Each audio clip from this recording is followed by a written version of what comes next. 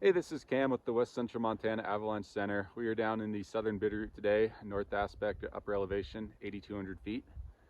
So as we come into our forecast season, starting today, let's take the time and go back and look at our entire season snowpack, what we've got going on up here.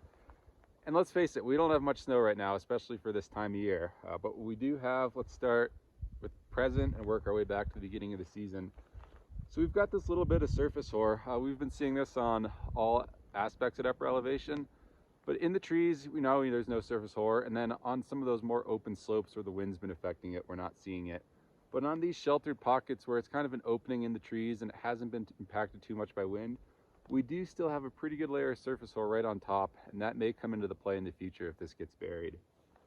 Below that, we've got a couple inches of near surface facets. These have formed in the last couple days since that last storm, especially with some of these cold, clear days we've had at upper elevation previously. And then below that, we've got a little bit of a crust, and surrounding this crust, we do have some small facets. Right now, it's not that stout of a crust. Like, you're skiing, you're riding, you're breaking through it, and you're mostly impacting the layers below it. But this is going to get buried, and we'll see how this crust evolves. More than likely, it's going to facet out in the near future and will not be a factor. We've got some mid-pack facets below that, and those are sitting on top of a pretty stout crust right here. This crust formed early December during some high pressure and warm temperatures. And this crust has been a bit of a problem. Any stability test failures we've been having really have been failing right on top of this crust.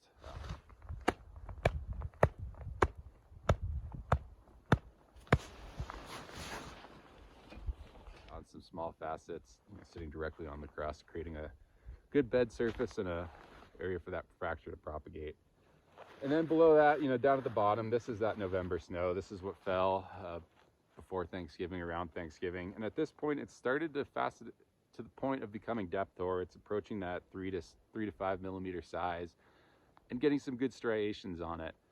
And so, well, most of the failures that we've been seeing have been happening on this crust. Definitely don't discount something breaking on these November facets down at the bottom. Those are where this crust is more widespread in its distribution.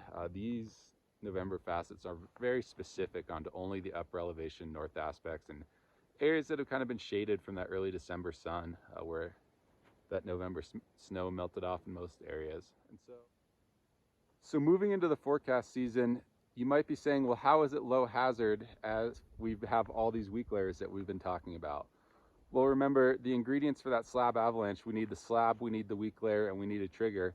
And although we have a fair amount of various weak layers, we don't have a slab on top of it. When we do finally see a storm show up and bury all these weak layers, then our avalanche hazard is going to rise as we create that slab on top of these existing weak layers. But for now, just let us know what you're seeing out in the mountains and ski and ride safe.